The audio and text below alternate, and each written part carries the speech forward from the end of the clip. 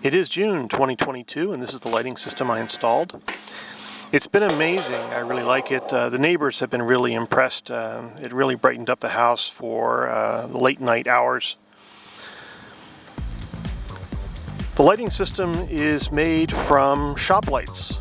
It's not something that you can buy at the home store as a, all-in-one type of system. I made the fixtures. I made the mounting pieces so that they can be pushed into the ground, and it wasn't all that hard to make. It was actually quite easy. I decided I was going to paint it and install handles, and that was a little time consuming, but you know what? I could have made it a lot more simple and it would have been fine. But I thought I'd share it with you since it really is pretty impressive. Just for comparison, this is our neighbors' homes, and you can see the difference.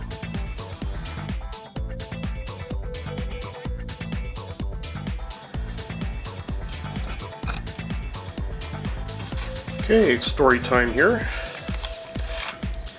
I'm going to get to the section where I'm working on the lights. Let's see here, all kinds of stuff. Okay, outdoor lighting. If you're going to be working on this stuff, you need a fuse box, a breaker type outlet, a timer, and you're going to have the actual outdoor lights. This is actually a breaker box. We call it a fuse box because that's what it's been called for 100 years. But it's the breaker box. Okay, it's the circuit breaker, the part of the circuit where you throw a switch and the circuit is completely broken. Now, people will argue that it's broken at a light switch or it's even broken here. Okay, fine. You want to go down that road, that's okay. People will argue that it's broken here. Well, technically not true. If you were to put a sensor over here while the light is off, it might still read hot even though, the circuit is off. It's just that this is plugged in all the way across and the sensor's saying, hey, there's a complete circuit here, even though that switch is off. So, people say, well, if it's not on, how could it be a complete circuit? Well, it's a complete circuit. You can still get electrocuted even with a switch like this being in the off position. Okay, argue whatever you want to argue, yeah, you can still get hurt. So, if you're going to make something like this, you need a breaker box, a breaker outlet, a timer, and a light. You're going to hear some coughing now and then from me and possibly my wife. We both have COVID, so please excuse us both. This electrical box is inside the house. These items are outside the house. So this outlet is actually outside the house on the front porch. That is in the garden, and that is actually in the garden as well. So that's by the front blocks in the garden. Now there are 5 of these. It's not just one, there's actually 5. 5X. I just tapped the camera. Okay, so there's 5 of these. All right. And there's also an extension out here. It's a female, not a male extension. And that allows you to add Christmas lights or anything else you want to add to the circuit. So this is the whole setup here. It's really pretty simple. And we're going to get into some other details in a moment.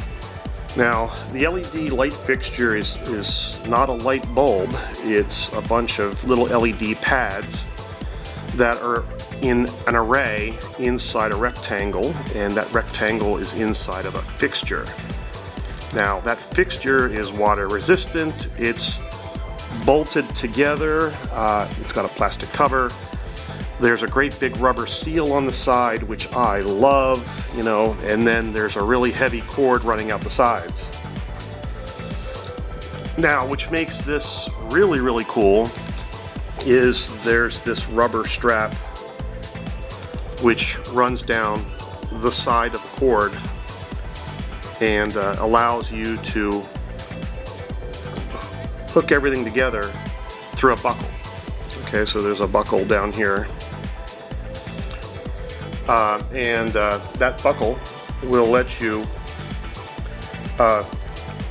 attach the strap to itself and then tighten down what you need to tighten down so that you can attach this to a post or a chair or, you know, something else out there so you can work on things, you know. So this strap is really going to come in handy when we're making the fixture.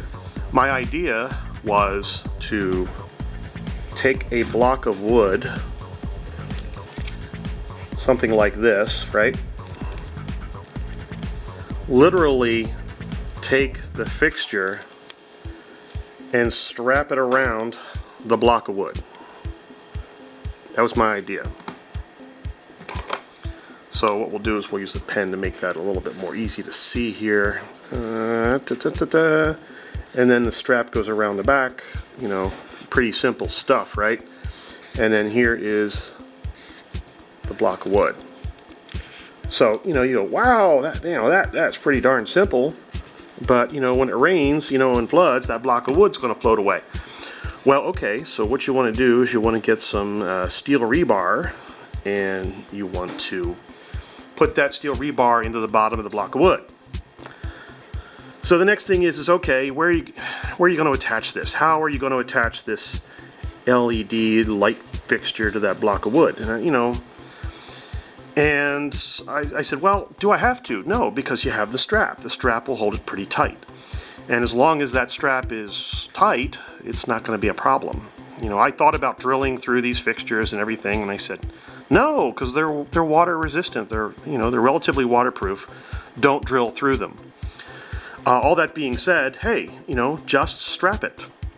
Okay, and you know, you might want to notch out the corners of the box or the block so that the strap stays on. And that should work. That should be permanent. Okay, so on to the next thing. With that block of wood being what it is, you need a roof. Some kind of a roof. I'm going to draw the roof first. Right, so there's the roof. And the block of wood will be behind it, right? So we're going to have something that looks like this, and then the light will be on that right there, like so. And then you have your stakes, right? And then you have your straps going around the back, right? I'm going to show them tight this time. And then you have your cords coming out the side, right? And coming out this side, right about there. And that's going to be one of them. Now, what I did was I kind of made it a little cooler, and I cut off the corners here, you know, and then I put a handle on it so that I could yank it out of the garden whenever I wanted to. You know, that's not half bad, right? So that was my design for the outdoor lights, and that's what we're going to build. This is my completely full breaker box. This is a water-resistant outlet. It is on a porch underneath a roof. This is a water-resistant or rain-resistant indoor-outdoor box. This is an indoor-outdoor grade extension cord. Here's my poorly camouflaged timer. This is one of the fixtures I built. This is the heavy-duty outdoor electrical cord that is running into the LED light fixture. This is the heavy-duty outdoor electrical cord which gives me an extension to Christmas lights at Christmas time. When you have lights with timers, one of the things that you want to do is you want to go out at a certain time of night and make sure that those lights are turning on. So here we are with the timer. So we're going to come down here, and I'm going to pop this open real quick. Now, the first thing you want to do is you want to know, when it's turning on. It just turned on because I just turned the dial a moment ago, but I didn't like the way that these buttons were set.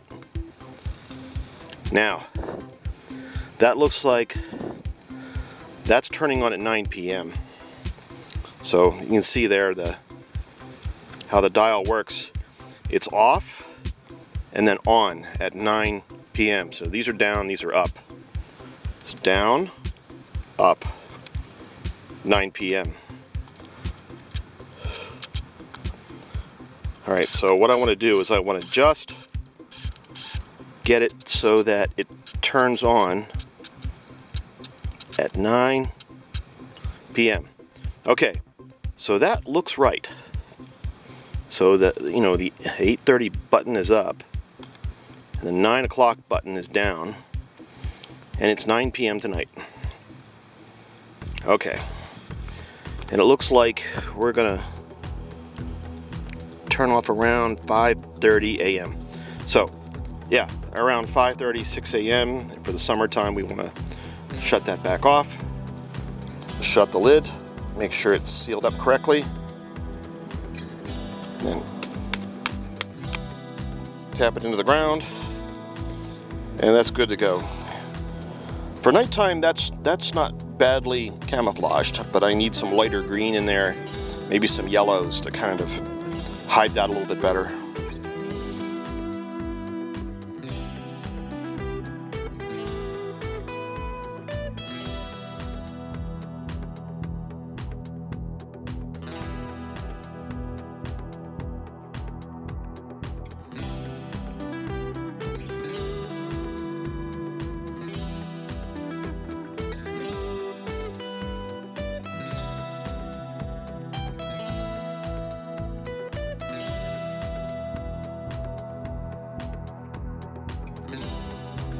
You can see here that this one is yellow.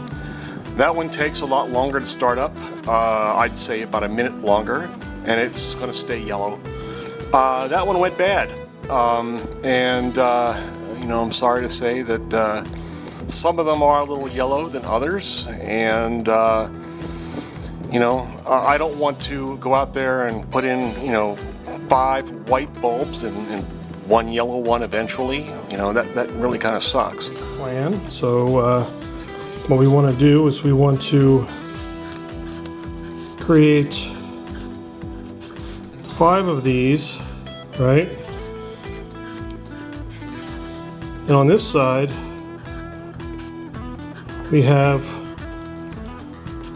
120 volt AC, so that's going to create a safety hazard, so I'm going to have to warn my wife about that.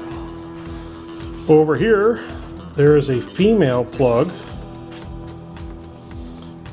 that goes nowhere, and we're going to have the spikes in the ground, right? And then the plan is to put a roof on each one to kind of tackle the UV radiation issue around here. We might put sides on each one. That might be something we might want to do. So it'll look something like that. All right. Now, the first thing we need to remember is that there is a safety hazard here with the 120 volts. That's high voltage. This whole thing is high voltage. There's going to be some very heavy lines running through here, and we may need to reinforce the lines so that it's safer to work around, say, with a shovel or a pickaxe. The next thing is we want to make sure that the lines are straight. One of the problems I wound up with is the fixture itself has to be label up, not label down. I wanted to do it label down because it was prettier, but we have to do it label up. That way, when they're faced in towards the house, that the power side is to my left, and the female side is to my right. So we're going to have to reinstall them label up. So I'm going to take them all apart again and put it back together, but that's okay. The next thing is for the roof. The roof over here is 8 inches, roughly, across. And we don't know how deep it's going to be. You know, that's a giant question mark. So we might play with 4 inches and see how that goes, because these lights are about 2 inches deep. We just want a little bit of an overhang to keep some of the rain off of them, keep the UV radiation off of them. And the sides, we might make them triangular, we might make them a polygon, but we'll just have to see. Okay, so we're ready to begin the next step, which is to make the roof. We're probably going to cut some 4-inch pieces, a little longer than 8 inches, and then grind them down to fit.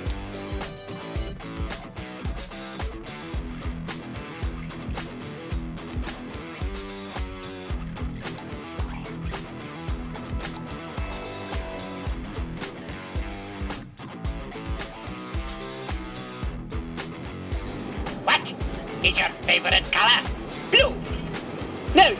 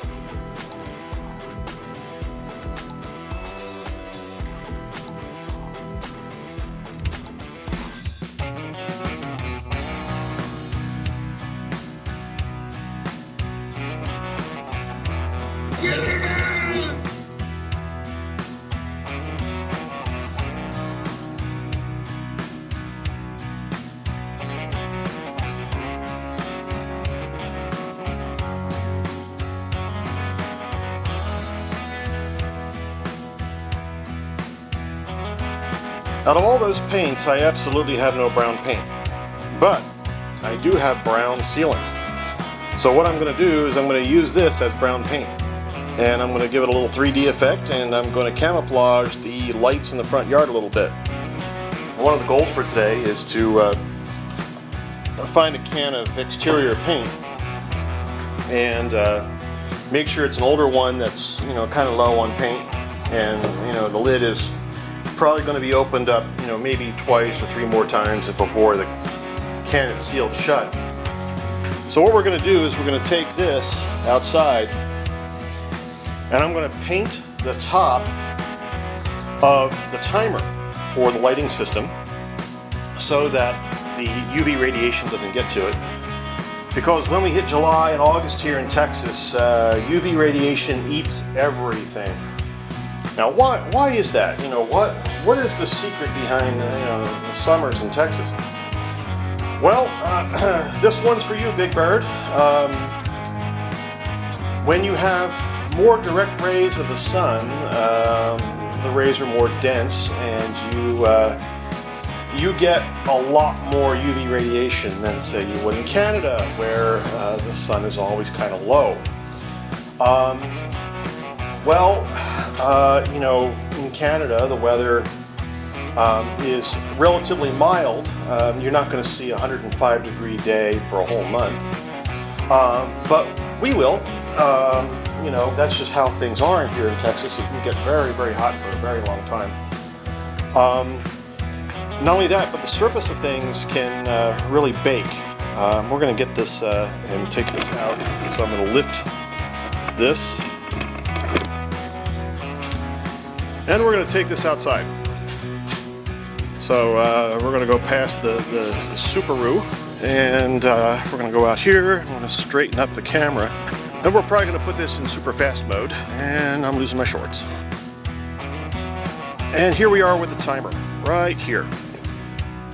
So you can see that hidden amongst the greenery. It's got the plastic on it. Okay, so what we're going to do here is put our paint aside, and we're going to peel the plastic off the lid of the timer. Now, not everything is built to be, 100% weatherproof. These plastic lids, they'll pick up the UV radiation, and that'll be shot in about 4 years. So what I'm going to do is I'm going to take my drippy paint, I'm just going to dab it onto the lid, like so. Give it some color.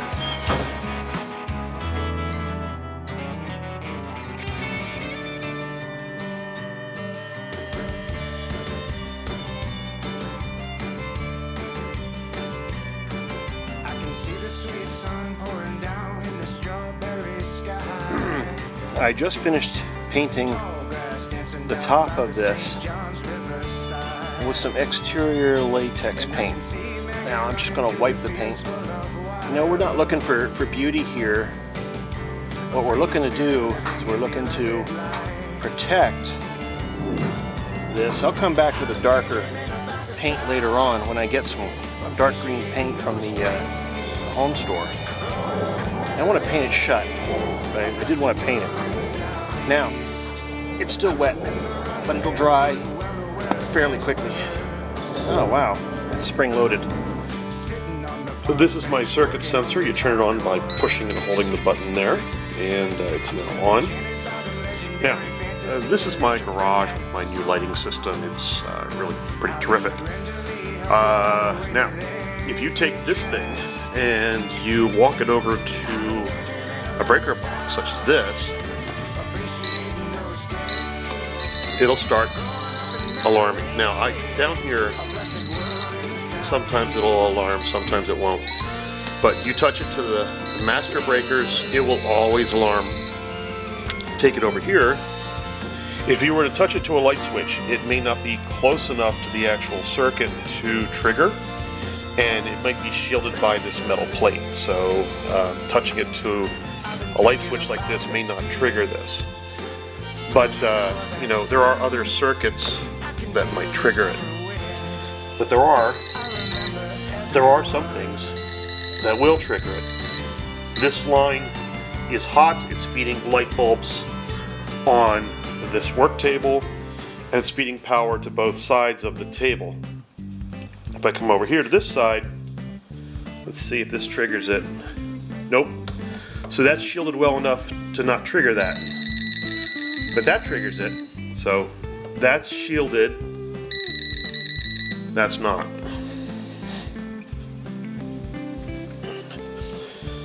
Come over here to this. That's not shielded. That's shielded by a metal plate. So this cover keeps this sensor from triggering. And that's how a sensor works. Now, if I were to go up here to one of these lights and put this sensor to that light, it should go beep, beep, beep, beep, beep. Now, funny thing, if I turn that light switch off and still touch that light, it'll still go beep, beep, beep, beep, beep, even though that light bulb is off. That's really interesting. That means that the circuit is still complete, but the power is off, so to speak. To test a theory, what we're going to do is we're going to go out here, we're going to turn on our sensor, and we're going to come out here to the end of the lights, and we're going to touch it to this unshielded plug. That circuit is pretty well broken. So we're going to walk the sensor all the way over here to the timer. That's the outgoing wire to the timer. Nothing. Meaning the timer, which is stuck shut again, the timer is off. We're in the daylight hours. The pins are up near this point here. It's about 3 in the afternoon. So that's where we are right now. Now, there's a hot side to this, which is this wire down here. Let's see here. Here we go. There's the hot side. So that's got power. This side does not. So that's a pretty significant switch. But there are a lot of switches that will leak the power through so that this unshielded wire will show power. What the hell was that? Spaceball 1. They've gone to plaid.